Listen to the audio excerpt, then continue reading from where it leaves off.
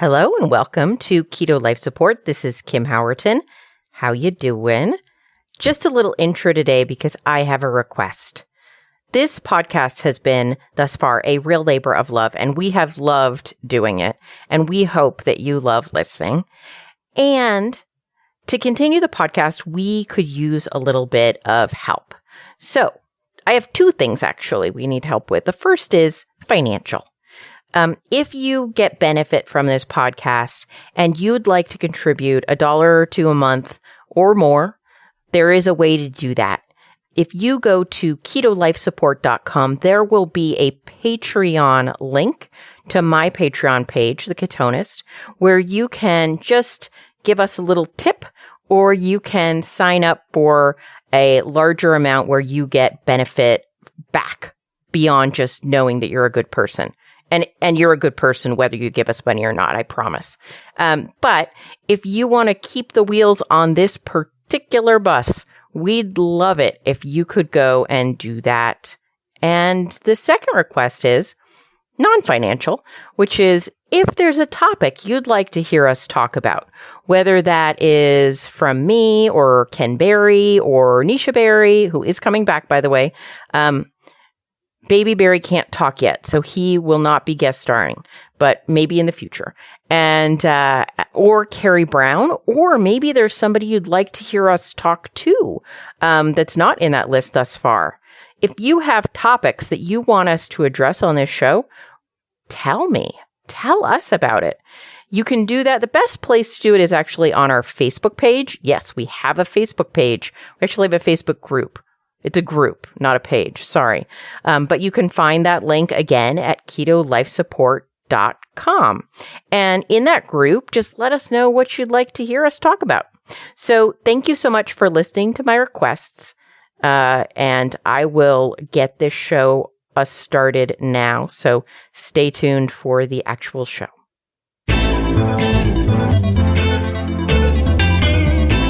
Hi, welcome to Keto Life Support, where we make your keto life sustainable, fun, and low stress. I'm Kim Howerton from theketonist.com, and I'll be coming to you weekly with some of my keto besties to bring you the practical, real-world keto advice that you need. Quick disclaimer, I am not a doctor, and even if we have a doctor in the house, he or she is not your doctor, and nothing on this show should be taken as medical advice. Always check with a trusted medical professional about your personal medical concerns. Yeah, so personally, how are we all coping? I'm like Matt, is that I worked from home mostly anyway, so it didn't really disrupt my work schedule, and I go out a little bit more than he does. I leave my house a little bit more than he does, but it didn't really affect me. In that way, I am doing a lot more virtual happy hours, probably talking to people more now than I would have prior to this, seeing them more. But one of the nice things in going back to keto is that one of the nice things that has come out of this is being able to cook more.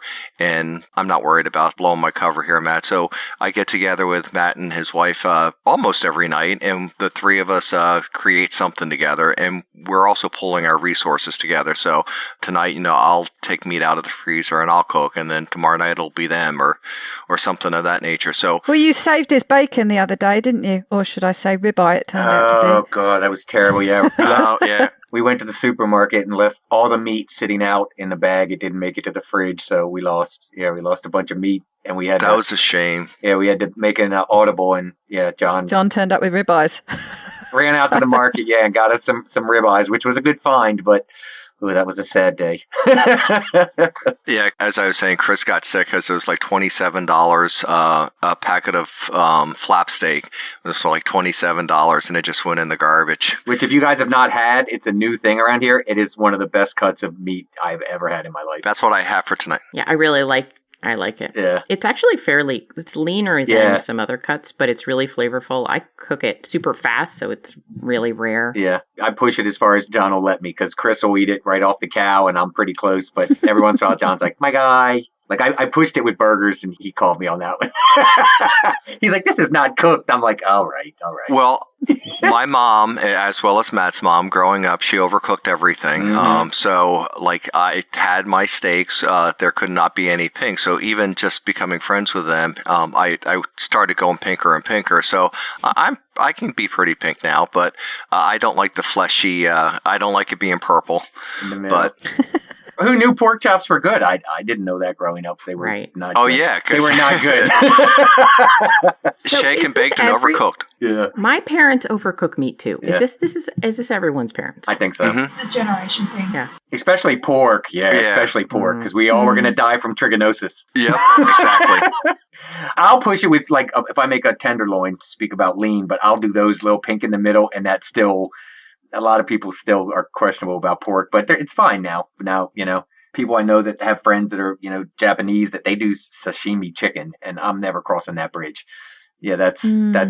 It's dangerous. That's living life on the edge. I'm going to come out and say that's a no. That's my thing with how I treat COVID is and John will make fun of me, but when I touch chicken, I look like a surgeon. Like, I walk around with my hands up in the air, and I want an area of like 8 feet around me, because I get so skeeved out by raw chicken. So I just imagine that there's raw chicken everywhere. It's a good theory. And I watch. And it makes it easy to go, okay, I can clean everything because it's all got raw chicken all over it. My favorite meal that I've cooked so far, believe it or not, even though it was simple, was that breakfast out by the fire. It's like the sausage got nice and crispy on the outside. It got a nice crust on it. And then I took the cast iron skillet off of the fire and laid it next to the fire pit, and then just put the eggs on there, and the residual heat cooked the eggs. It was marvelous. That sounds nice. Yeah. I actually did get a box of Butcher Box meat last week, and so I've been trying out different cuts that they've sent me. Not all of them have been my favorite, but it's kind of an adventure. John did that for a minute. Do they sort of send you a mystery box then? Do you order what you want, or you just get what you're given? No, you can pick if it's beef, pork, chicken, but you don't get to pick the cuts. Right. And so I got, I think it was bottom round roast, which, if someone told me there are ways to make it taste great, but I did not love it. But I made a really lovely onion gravy with it that was delicious. Bottom round is roast beef, right? And top round is pot roast. I think so. I get them mixed up, but one you can make awesome, and the other one is I don't know. Roast beef is just a boring, lean piece of. Yeah, I don't really like roast beef that you got to put a gravy on. But pot roast, which is John made a chili last night out of pot roast, and it was fantastic. Yeah, chuck roast. I mean, it might just be user error, but I didn't do a good job with it. Some cuts of meat are not terribly interesting. Yeah, we've been doing a lot of flank lately. That's a good. It's lean as well, but it's like Kim said. You put it on the grill, slap. It's done in a few minutes. It takes a lot of good flavors, but it doesn't have any fat to it. I think I finally convinced Matt, because he's a smoker guy as far as food, baby back ribs are concerned. not cigarettes. Oh, I know.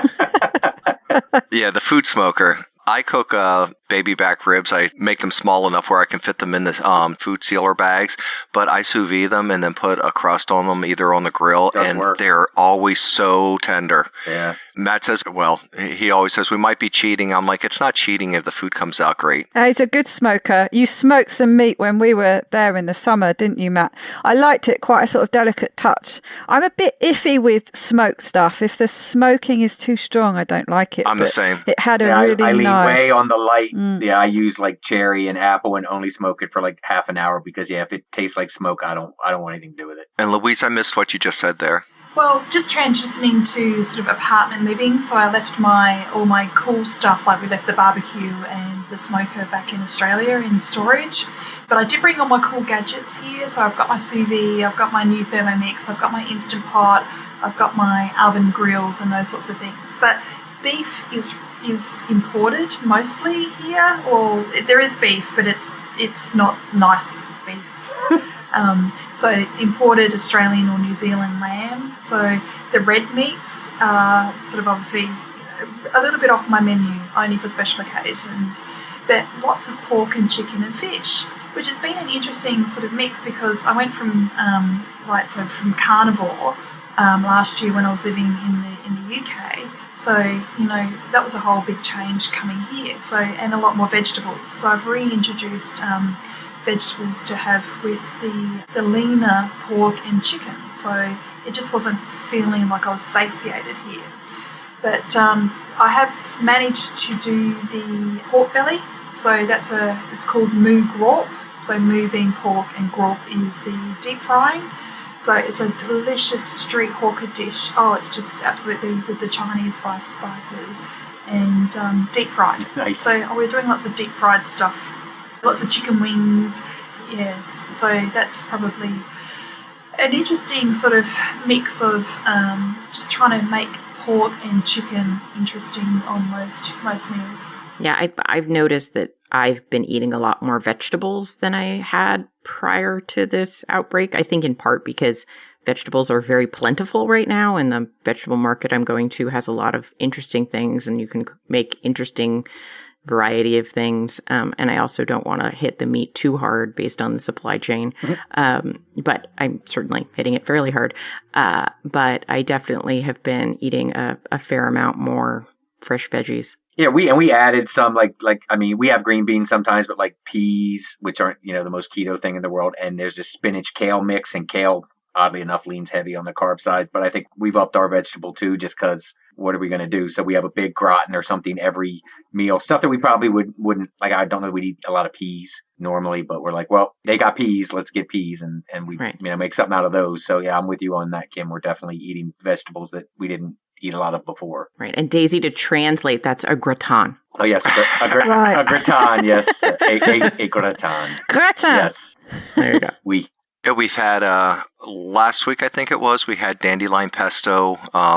We made dandelion pesto and then had it with shrimp and the shirataki noodles. Nice. The one thing I thought we'd get into more would be breads, keto breads, but we haven't really much got into those. But I thought with it being stuck at home, let's make some breads. And well, see, oddly enough, being stuck at home, as I was saying, my life hasn't changed dramatically. So I'm still working every single day and putting in full days. It's not like the workload has decreased. In fact, because of my job, our customers depend on us. So we actually have been doing a lot of creative thinking as to how to continue to offer them the products that we offer them so that they can work from home as well. Our big thing is with 3 kids, we don't have after school events now. Well, yeah, that's true. So we don't have gymnastics. We don't have volleyball. Right. So yeah, we have time to spend in the kitchen or watching Survivor as the rest of my family does. Well, and Matt, you're lucky in that your kids are all, your youngest is 12 right now. Yeah. I actually really feel for people who are trying to work full time with like a 2-year-old and a 4-year-old. Mm-hmm. That seems rough. You hear a lot of really hectic conference calls these days, and people are apologizing, and you're like, you don't need to apologize for your children being home, or your husband walks in, or your wife walks in on the call. So yeah, that's another situation where I work from home all the time, so they know if they do come downstairs, you come downstairs quiet, you wait for me to say I'm not on a call or I'm on a call. So they haven't, caused any grief. And yeah, 12, 15, 18, those are my 3. So they're pretty self-sustainable. Yeah. My niece is a teacher, and she has 4 boys at home, ranging from about 4 years old to 13 years old. Yeah. So I feel for her. Cool. Have you noticed any difference, Kim, then, in your keto, I guess? Well, I think you said you're eating a few more vegetables, but yeah, I have not really, in my coaching groups, I've noticed there's sort of 2 camps. Half of the people are like using this time to like really stick to keto and be really like diligent and on it and cook. And I think in a way that's therapeutic for them because it gives them something to focus on, because one of the issues that we are experiencing in our personal lives right now is sort of this loss of control. Right? We can't do exactly what we want to do when we want to do it. And that loss of control can make us feel uneasy, feel anxious, feel out of control, right? And so for some people, that's sort of moved them into being like, okay, what in my life can I control? And I think food has become a thing that helps them stay sane. And then like the other half of people are feeling a lot. I mean, some people are kind of just fine and normal, but even the people who seem on the surface fine and normal, underneath are having maybe some feelings that they weren't experiencing before, a little bit of unease, and they're finding that adding that extra layer of watching what they eat really challenging. And, in part, I theorize that that's because maybe they're at a place in their food issue cycle where they have not yet developed other coping mechanisms, and food kind of is their go-to stress coping mechanism, and getting that, release of dopamine from eating a lot of carbs or something that hits that sweet note gives them a bit of calm for even just an instant. And so I find it's split. Some people are doubling down and some people are really struggling not to binge. Some people are binging on keto foods, but also some people are just binging on a pack of Doritos because their kids are eating them. Well, it's the interesting thing, isn't it, between a lot of people are finding because they're home more that they snack more, and some people find the reverse. It's really interesting, just that changing up your norm, how it impacts your eating patterns. And I think it's super important that in this time that we make conscious food decisions, no matter what those decisions might be, that we just try to not let food be an area where we're mindless about it. I think makes a big difference for people. Yeah, it's interesting because at this time, and I've been reflecting quite a lot on the fact that I've been baking more. So while I was in the UK and living quite, I was unaccompanied, so Andrew was here in Australia. I didn't keto bake, I didn't do any keto treats. I was pretty much lazy carnivore. But since I've been back and repartnered, here with Andrew, my language of love is to give. I show my love through food. So I've been doing a whole bunch of keto baking, and that's a little bit higher carb. I mean, we're in maintenance now anyway, so we've been making peanut butter cookies. With my fresh cheese, I've been doing baked ricotta puddings or cheesecakes. In the Instant Pot, I make, I'm not sure if it's 3 or 4 gallons of yogurt in the Instant Pot. So there's a whole bunch of extra cheeses in our life now that I never really had before. But I know what you're saying about the dopamine release, because I think what it is, it's also because there's this chronic low-level stress that we're experiencing. It's either, as you're saying, it's a grief, it's an adjustment disorder, this is our new normal.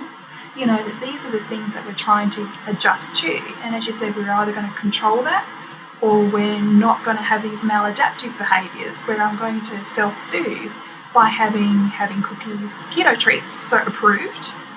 But we're going to get that sweet spot, as you said, through that dopamine. But I think it's because of this chronic low-level stress, and a lot of it is, it's boredom, it's frustration, it's this, this sense of when is this going to end, and, give me a due date, when am I going to stop, what are we doing, it's, frustration, particularly. That chronic cortisol release makes me hungry, and I'm bored and I'm frustrated. And the kitchen's right over there. But it's all good, right? It's a keto treat, which I know that you're okay with all of that, and because you're a fabulous cook, and you're a fabulous creator. But it's still I've been quite mindful that I feel bloated, and I know that this is probably maxing out my carb limits with the vegetables and obviously the peanut butter and the cheese. But I don't know. I'm at a loss as what to do, because I've used to exercise quite a lot, but my gym's closed. So I'm trying to find some apps, and there's Down Dog Yoga and Chris Hemsworth. Even if he makes good eye candy on YouTube, that's exercise, isn't it? So yeah. Does it get your heart rate up? I need to get into the. I need to get some body weight exercises happening. So. Yeah, I think for me, one of the things... It's a challenge.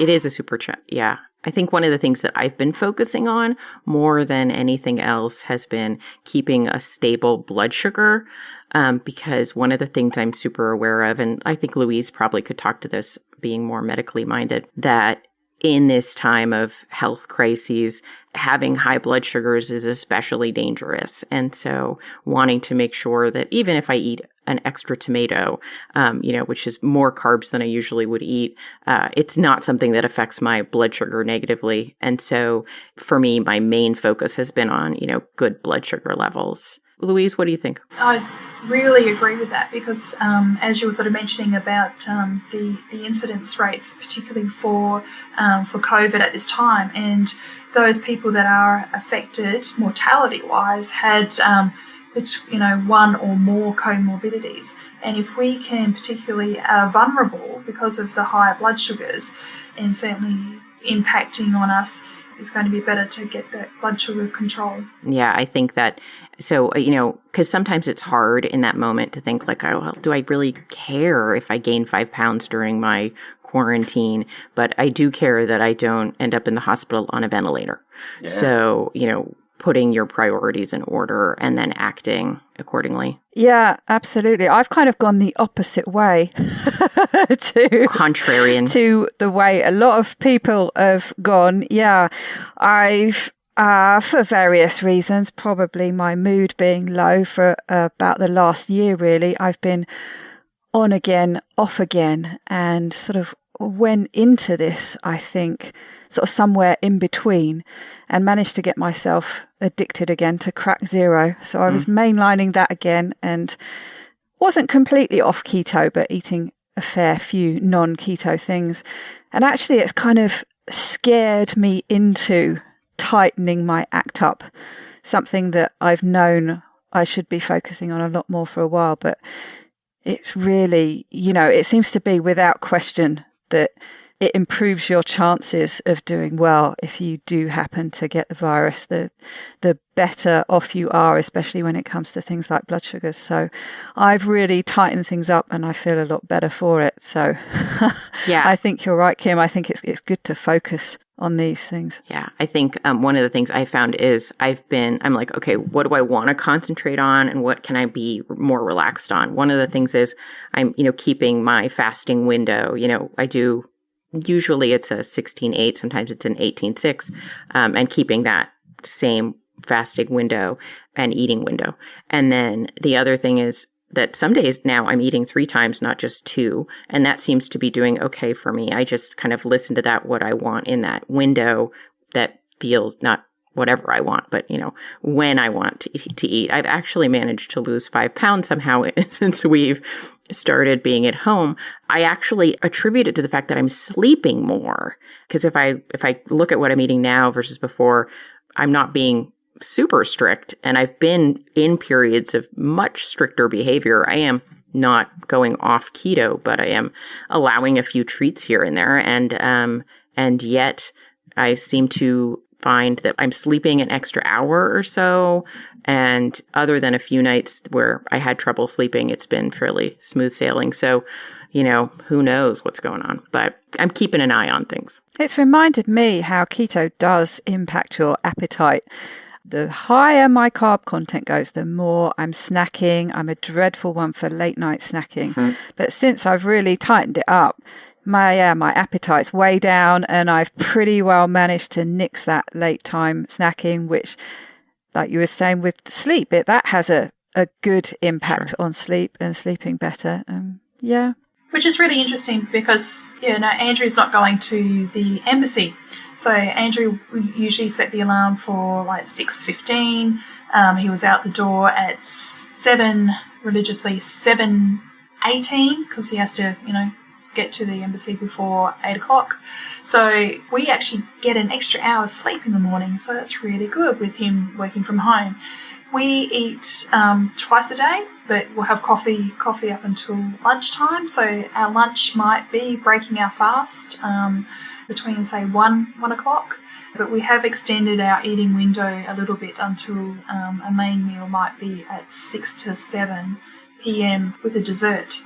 So something sweet like the yogurt or the cheese, which is interesting because we never used to do that back home in Australia. So it's been an interesting contrast this time round being back together that, what we've included or what we've allowed at this time, but we're still only having alcohol twice a week, which is really interesting because in the expat community, that's very social. Alcohol is very liberal. but we tried to put boundaries around what our alcohol intake would be, and that's not school nights, so that's a Friday or a Saturday night.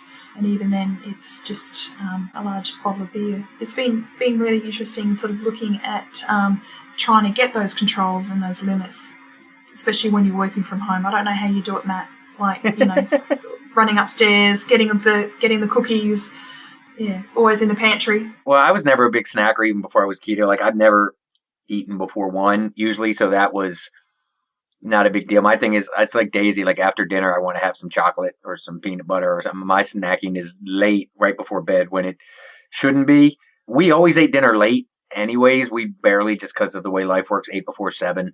We've seen that slide into 8 or 8:30 now.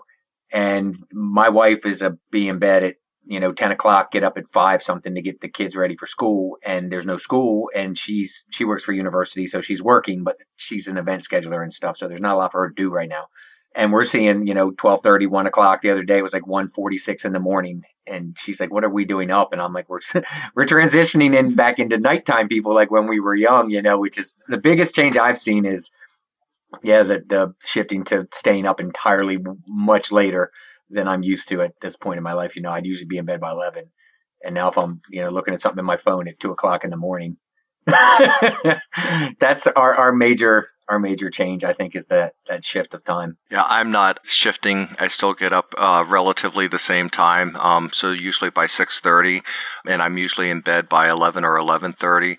This morning, for some reason, I was doing some stretching last night, and I didn't get up until 10 o'clock this morning. So that was a shift. I also made a conscious decision not to buy beer when this all started. So I had some vodka on hand. I did buy a few bottles of wine just to have, but I do miss some beer. And not to do a plug here, but Dogfish Head Brewery, which is a local Delaware brewery, they make a low-carb beer called Slightly Mighty. It's still 3 grams of carbs per beer. But if you want the taste of a beer, I plan to go to State Line Liquors later today and get some of that, because I would like to have a beer. But it is really nice. Besides the keto cooking, I'm with Lou. Is like, I like to create in the kitchen. So, and actually Daisy and Kim as well, and Matt. So I like to create in the kitchen, and I like making tasty things to give to people. And if I'm making it, I want it to be perfect. If I make a batch of cookies and the bottom of them are too brown for my liking, those cookies will not see anyone else's, and no one else will see those cookies. Matt was over here the other night. Sorry, Matt, I ratted you out. And I was making granola. And it's actually funny. I was rocking out to a song, and I just happened to turn around. I saw someone walking up my walkway, and I saw it was Matt. So I went and opened the door, and I said, you almost gave me quite a scare if you had knocked on the door, because I had no idea anyone was out there. But I was making some granola, and I gave Matt the chore of chopping up the macadamia nuts to put in it. And I said, okay, I want you to take the knife and cut them into like little pieces. And he's like, why don't you just, I'm like, because then you're going to get some powder in there. And I don't want the nuts powdery. I want the little pieces of nuts in. So there's my perfectionism. I'd have done it like Matt. I had to hand cut like 200 macadamias. A quarter of a cup, maybe. You know how Matt can exaggerate. No, never. But also, his dad had not been feeling well, so it was 2 points. So I've been doing more meditation and more stuff in that realm. So I gave Matt something to focus his mind on, because I knew that he was probably a little anxious about talking to his parents. So he had the nuts to focus on in a very meticulous task. Wax on, wax off. You had an ulterior motive. Exactly. Yes. I find chopping food very relaxing to me. I love the mise en place. Sorry if I butchered that there, Daisy, but that's how I say it. But, mise en place. Yes, that. It gets me out of my head. So I love doing prep work in the kitchen. And I gave him some granola to take home. Oh, it was good too. Yeah, it was good. I bet it was good. Most of the stuff you could, all of the stuff I've ever tasted of yours, John, is delicious. Oh, the blueberry. Cheesecake. That's my favourite. That was nice. Oh, thank you. Strudel thing. Mm. Yeah, John's way to pass time is to make desserts. So we've had lemon whoopie pies. We had some, what was that? Chocolate cake. Chocolate pie, yeah. Chocolate pie. He made the girls a non-keto chocolate chip cookie cake. But he's a baker, and he's been back at it, so it's been nice. I wish I lived around the corner from you, John, or perhaps it's a good thing I don't, actually. That was actually one of the hardest things about going keto, because I am a baker and I've always enjoyed it. And like Louise, it's like I like making stuff. It's like regardless of eating it or not, I like making it and giving it to people. It's quite fun, the challenge, though, isn't it? Sometimes trying to keto-fy something to your satisfaction. Yeah. It is. It really is. I've done well with some things not so well, but it's worth to keep trying. So I have a recipe for the whoopie pies, and then I started off making them pumpkin. I've made chocolate ones. I've made chocolate with chocolate filling, chocolate with, I think, peppermint filling. The lemon ones I just made. So it's one recipe. And what exactly is it? Is it like a cookie sandwich or a cake sort of sandwich? Or? Yeah, cookie sandwich. And it's like the top part of a cupcake, but two of those with cream in the middle. Yeah. Right. A muffin top. Yeah, But a muffin whoopie pie top. is different. It's not like a hard cookie. It's a cake. No, It's a cakey. Yeah. Soft cake. Yeah. It's like if you turned an Oreo into a cake. Right. So, no, that's a good description, like the top off a cupcake. Yeah. It's a bit crisper than cake, but it's not quite cookie. Right. It's kind of spongy. I use my my whoopie pie pan for the baking of the peanut butter cookies that I make. So because the recipe actually does 12, so I just use the pan, and it's easier than just the Silpat, because the oven, I'm still getting used to the oven, so I'm not quite confident. So just using the whoopie pie pan for the cookies has been really, really handy. I tell you what I'd like to keto-fy. I don't know if you've tried them yet, Louise. They're not keto, and I don't know exactly what the ingredients are. It's mostly coconut cream. It must have some kind of thickening agent like corn flour or something. In my head, I feel like they might be keto-fiable. I'd have to get the actual recipe. But they're like sort of little dumpling pans with this coconut mix that they cook in, and then they sandwich them together, and they have this sort of quite crisp outside, but then it's soft and gooey in the middle, coconutty yumminess. They are delicious. You can usually get them in the food markets. What are they called? I don't know. I can't remember. Because I'm going to look them up and see about keto-fying Coconut them. thingies, yeah, they are delicious. Daisy's description is going to make a search hard. You see them on the streets, like the hawkers on the street with the carts, and they have a big, like a pancake pan, and they make them on the little sort of, the like little Dutch pancakes. So That's they right. actually It's a have little thing these with little ones there. shallows in. Yeah. And then they pop them, and they my pop them God. together. So yeah, but because it's a wheat-based pancake mixture as well, so but the filling, is the coconut. Louise, I was thinking about peanut butter cookies this morning, so that might be on my agenda for today. Simple as. Yeah, really simple, but I wouldn't mind. Apparently, Matt's got a good recipe, so Matt has to share his recipe. For what? You were talking about peanut butter cookies the other day. Well, we had that brand. I don't want to say anybody's brand name, but we had him and said John could probably make better cookies than that. He has made keto peanut butter cookies before. I don't bake at all, so if I mentioned anything about baking, it came from John. Yeah, John bakes. I'm the meat guy. Yeah, Kim, I need to partner with you, because I am horrible about writing things down, because that's not the way I cook. I kind of experiment, and I always forget to write things down. And especially if I'm cooking, not baking, because it's like, nah, it needs something. What does it need? Okay, a little bit of this. Nah, it needs something else. And that's how I cook. I keep tasting and say, okay, The now recipe just has to taste, Yes. to taste, to taste. Yes. that's pretty much One of it. the things that I've started doing recently is I got like a little clippy camera mount that I can mount to one of my cabinets, because I'm trying to do more cooking videos. Have been filming myself cooking things, and I'm trying to remember to say out loud what I'm putting in, so then I can watch the video. That's back. a great idea. Actually, I got a GoPro because the last Keto Fest that we went to, some ladies tried to encourage Matt and I to start our own brand, keto recipes or You cooking should. demonstrations. I was should, trying to yeah. get you to do that. Well, too. someone has spent their entire lives trying to stay off the internet. This guy right here. So he didn't want to do that. So I got a GoPro so I could do a point of view cooking Yes. demonstration. So I do have a Facebook page that I started, but I haven't posted anything on there yet. It's Most Keto, MOS Keto. I started the page so that I could do cooking demonstrations and have them on there. But point Well, of now view. you're required to actually put them up, because now people will know. Yes. Yeah. Actually, the GoPro is right here, so I'm going to have to get it charged and do that. I always think after the fact, like as I'm starting to cook, I'm like, oh, like the granola the other night, I'm like, I should get the GoPro. Oh, it's not charged. Yeah, you got to be ready at all times. Yes. I need to learn from the masters here. He'll probably the break me professionals. down and I'll end up online. Yeah. Oof.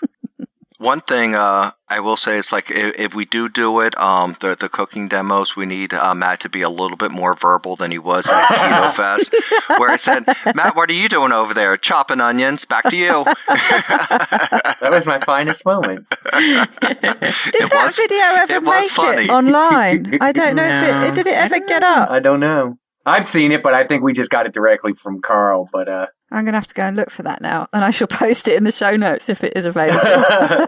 Chopping onions, back to you. I've got a feeling that was the only year that did have videos. I think it I'm was. not I think sure. so. Must have been the first year because I was trying to look for Pam's mozzarella Yeah, I don't think and that. burrata because that's not, I haven't been winning on that front. Maybe it just was the first she did that year. at the wine place, right? That wasn't at the. I don't think they filmed that at all. Yeah, that was over at the wine and cigar place or something, I think. Yeah. The ones they did put out, though, they edited them right down. I don't think there was any of the interaction in the was. videos. Yeah, It's just like a really short. the salmon one, salmon frittata was really quick. I think it was just a minute and a half. Well, see, that's the thing with the second Keto Fest where we actually did the demo. Everything was prepped ahead of time. So it's like, well, how do I now it's just like kind of putting it together. So it's like, that's all. It's like 30 seconds. Yeah. Kim, didn't you do chocolate eclairs that year? Oh, they were delicious. I've lost track of the years. I did lemon cake the first year, chocolate eclairs the second year. Those are good. And then tiramisu last year. Yeah. I like the eclairs. I haven't made those since then. They were really good. I was thinking about those this morning too. It's really simple. It's just like you make essentially like oopsie bread or cloud bread with some sweetener, and then you make like a sort of a cream that goes in the filling with, it's just basically cream and egg yolks and a little bit of thickener and sweetener, and then you drizzle it with chocolate. Really, that's all that's required. Yum. I can do that. Yeah. Well, this was just a really good conversation. It's like Zooming, having happy hour with my friends. Yes, exactly. All right. So this is Daisy's top tips that we get to have on Keto Life Support now as well, because we usually don't do top tips, but Daisy does. So win-win. I do. I like to round off with a top tip, and it's going to be extra special this week because we're going to have 5. Who wants to go first? I'll go. I guess, and again, this is circumstantial if you can grill and stuff, but I do a lot of grilling. And in all the years, there's so much rules and stigma about cooking outside and whatnot. I use gas, full disclosure, whatever. Over time, I've learned the biggest thing you want to do is move the stuff you're grilling as much as you can. That's counterintuitive to what people say, but anytime you move it to somewhere that's hotter than where it was, you get more browning. You get the Maillard reaction. You get more flavor. There's purists that say flip it once, flip it twice. I'll flip it 35 times.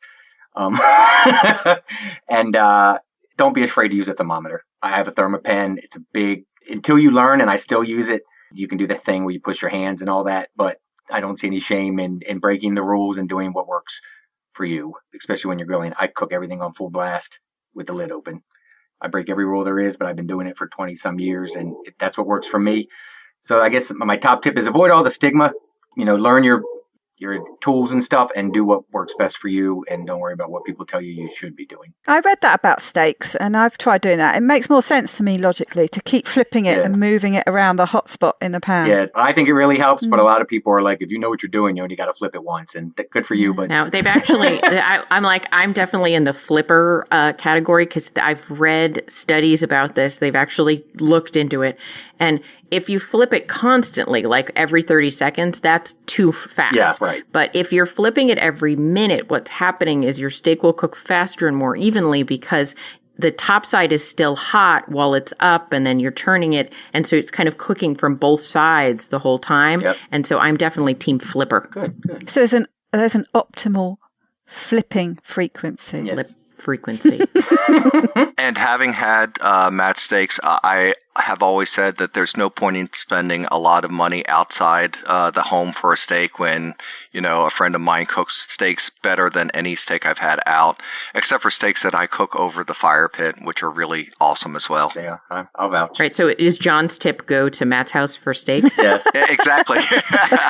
Yeah. The New York steak lesson, the food lesson that I had at the New York Steak Club, that actually told me about the flipping and to get the cross-hatching as well as using the meat thermometer. So I'm a team flipper and a thermometer.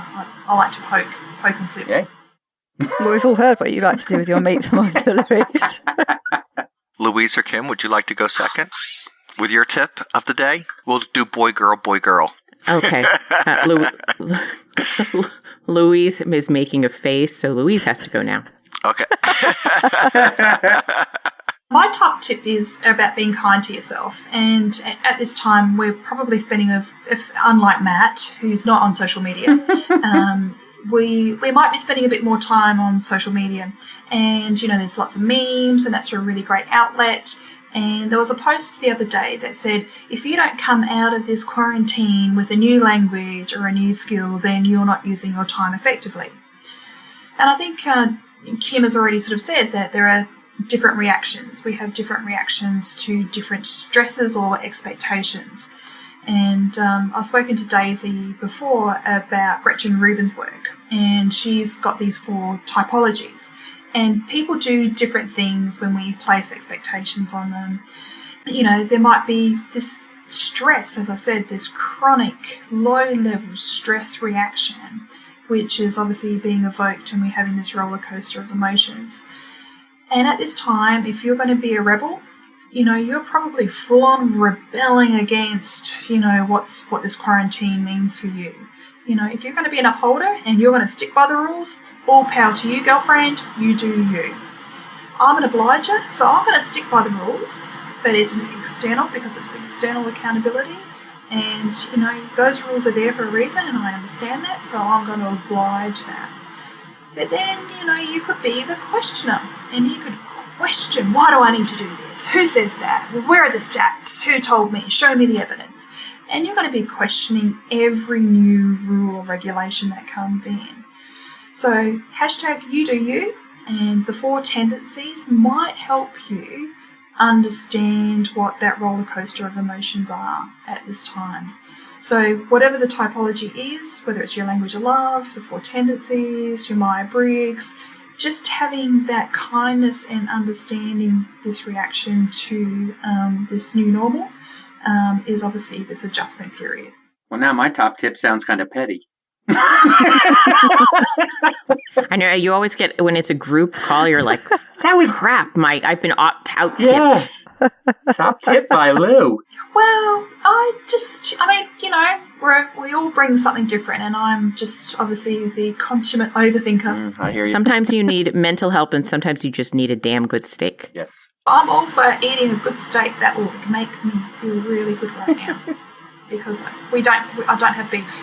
Beef is expensive and important. So we feel for you. I'm in a whole bunch of sadness right now. So. Yeah, because of the liquor stores. And that too. Beef and a beer. Oh my gosh. I wish I could help you out there, Lou. I can send Kim toilet paper, but I can't send you liquor. I guess that would be my turn. And when Matt started talking about steaks, I was thinking, maybe for my next tip, I will talk about my experiences with sweeteners. But my original one is actually more along the line with Lou's, and that is that during this time, especially since we spent so much time in the beginning talking about COVID, that I think it's really important to take care of your health, your mental health, and your physical health at this time. As Kim was saying, that with the blood sugar, even though it's going to give you some comfort to eat that chocolate chip cookie, and I did have some of that chocolate chip cookie pie that I made for the girls, even though it's going to give you that initial bit of comfort, overall, if you continue to eat like that, it's not going to make you feel good. It's going to make you feel worse. Your mental health is going to feel worse because you're not doing the things to keep your health up. At least that's the way I feel. I know when I start eating sugar again that, I'm going to want to eat more sugar, and it's going to affect my mental health as well. So do the things that you enjoy. Try not to overthink, because that's where the anxiety comes from. We start thinking about the grand picture and, this, when is this going to end? Don't think about that. Think of what you're doing right now. Think of what you can do to make yourself feel good, whether it's read a book, whether it's doing some jumping jacks, whether it's being online, talking to your friends. Do whatever it takes to make yourself feel good and take care of your health right now. Yeah, and to piggyback on that, think about other people too. Like, don't be afraid to reach out to people. Yes. That maybe you haven't even spoken to lately, because I have friends that are all by themselves in apartments, all by themselves. So I constantly every day just kind of say, hey man, how you doing? Do you want to do a video chat? Are you getting some sun sitting on your deck? Just kind of letting people know that even though they're physically alone, that there are people that are thinking about them and want them to be well. Yeah, and I think that goes to, even though we're being told to, socially distance, the social distance and the physical distance, there's a nuance between being socially distant as opposed to physically distant. We're being asked to be physically distant from each other, but we still need to maintain those social connections. Yes. And, absolutely. The WhatsApps or the Zooms or whatever we're using, Skype, FaceTime, is really so important, so we're not feeling like isolated at this time. Excellent point. We did a Zoom, I was telling you, last weekend with our Firefly camper family, and I was outside on the deck to start it, and I didn't realize it, but one of the ladies that was on the Zoom is in Baltimore. She's a doctor in Baltimore. She lives about 3 blocks from the hospital where she works, and she saw me outside and she's like, oh, that's so nice that you're outside. I never even considered that there are folks that are Kim that are stuck in an apartment and don't have the luxury of getting outside. Things like this are so important just to keep people connected. Yeah, we have a stand. We're going to meet them again tomorrow. We have a group of work people that were spread out, and one of them again is alone, all by himself. So we do a happy hour after work, just get on, talk to each other for about 45 minutes about nothing in particular. And it just kind of, I said, it gets the work stink off you. It makes you, laughing, and you're seeing your friends. And I think it's really important. And I hate this video conference thing. It's so awkward to me. My kids do it, but I'm dealing with it because it really helps when you get off the call. It's good to see people. It's good to laugh and know that, we're all in this, all of us. And we're better together. And we have a friend that's in New Jersey, in Rutherford, New Jersey, which is up near New York, and they have a much different situation. Thankfully, they have a yard. They have a 3-year-old, 4-year-old child. Mm-hmm. But the cases there are, the last I checked, it was about 8,000 now, with about 400 deaths. So they're in a much different situation than we are. And you can see when we Zoom with them that, it is on his mind. And it's important for us to reach out to him and have that connection, because then he's part of us. So when we made dinner last night, he was part of us making dinner, because if he were here, that's what we would be doing. Yeah. Nice.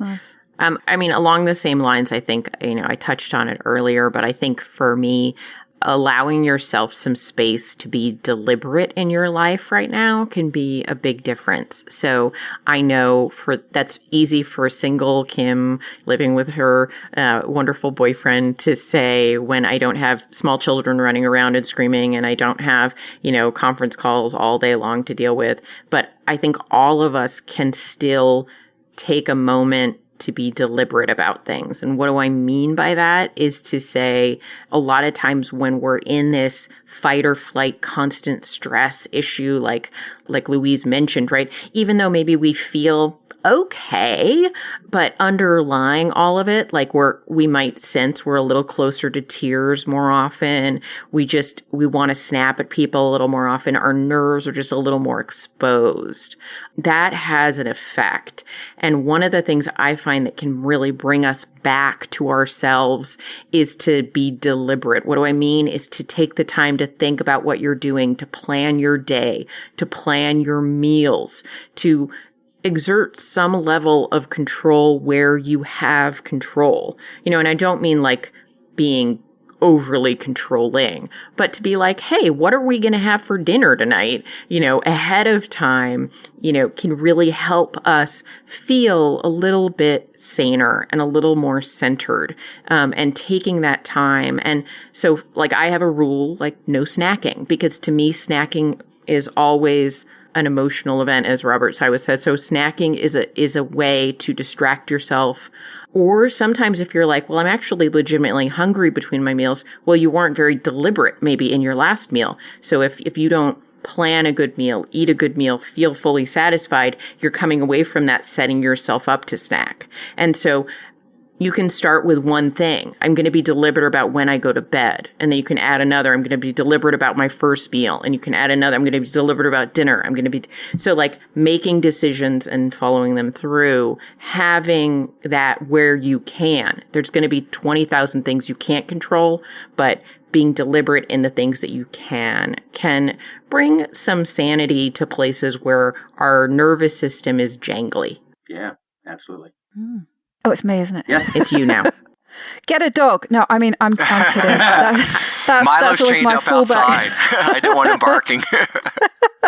Mine is actually barking, but thankfully in the distance. Joking aside, I've seen lots of posts in the States about how refuges and things are open for adopting and fostering animals. And I did notice today someone locally posted that the SPA, the biggest place in France that has refuges all over the country, are opening their doors again. You're actually allowed to go to them and adopt a dog. So that's good. But that's not my top tip. That was my top tip last time. I had a minor meltdown panic before we started recording because I suddenly remembered that I was going to have to come up with a top tip.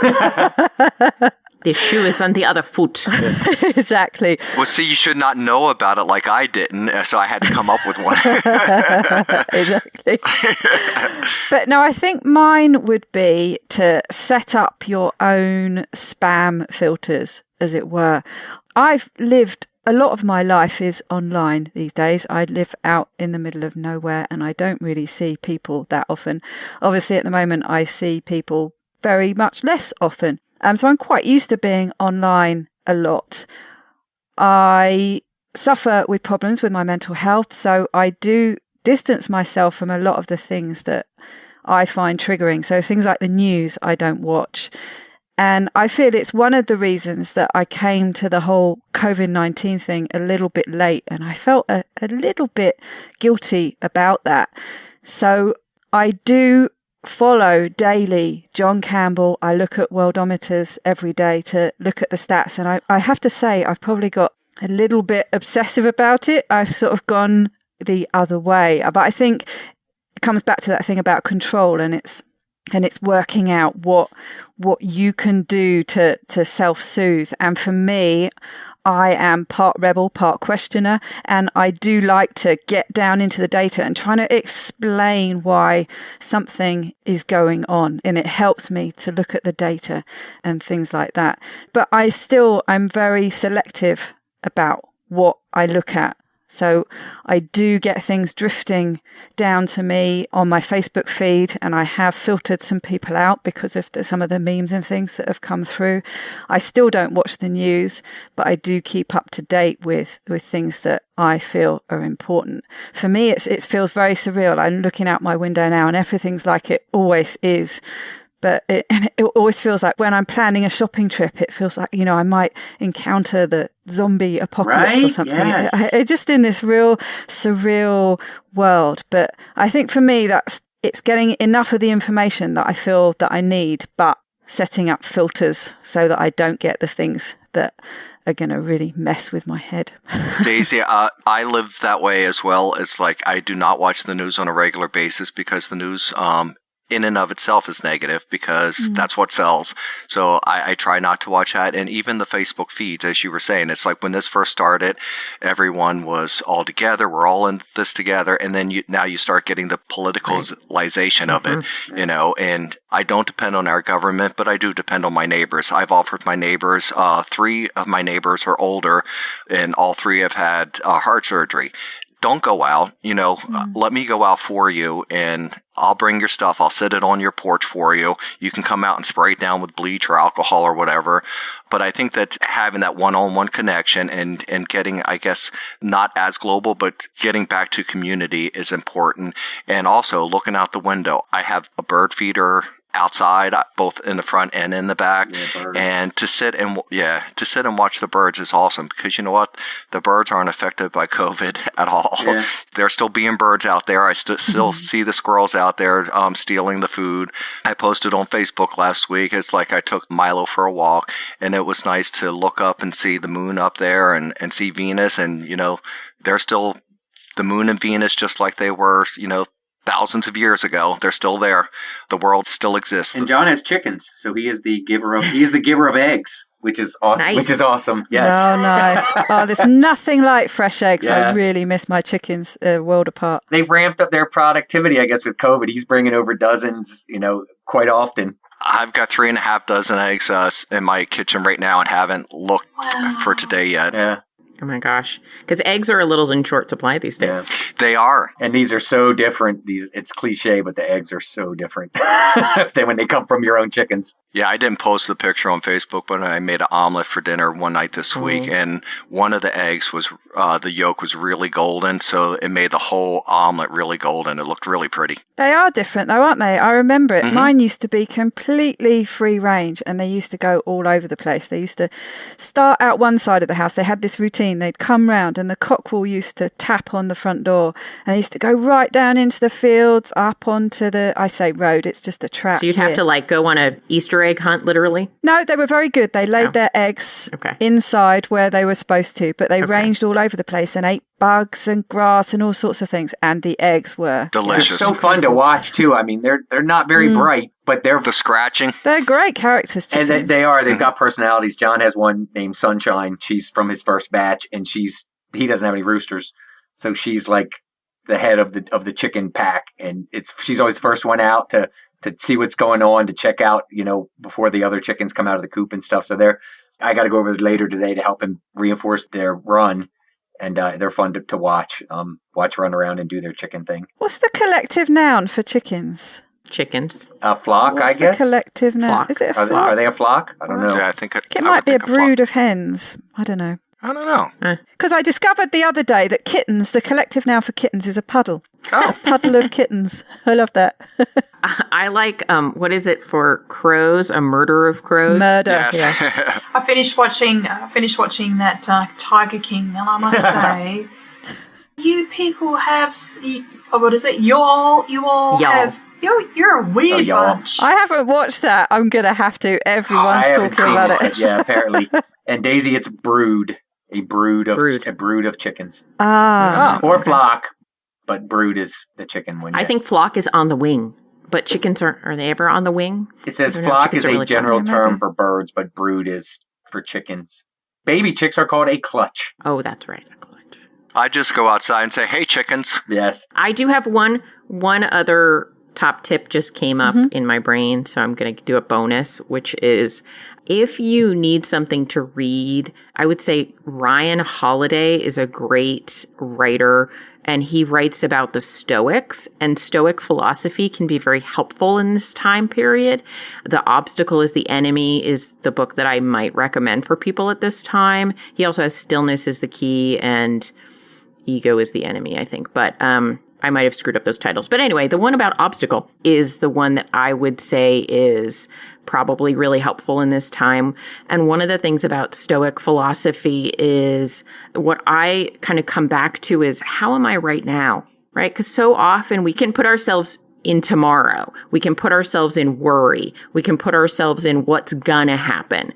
But you know what? Right now I'm okay. Right now, the birds are outside. Right now, my kids are happy. Right now, I'm making a wonderful dinner. Like, what is happening right now? And anytime you start to feel like you're spiraling out of control in terms of stress, just ask yourself, well, how am I right now? Like, what's happening right now in my body, in my life, in my world? And how can I fix right now?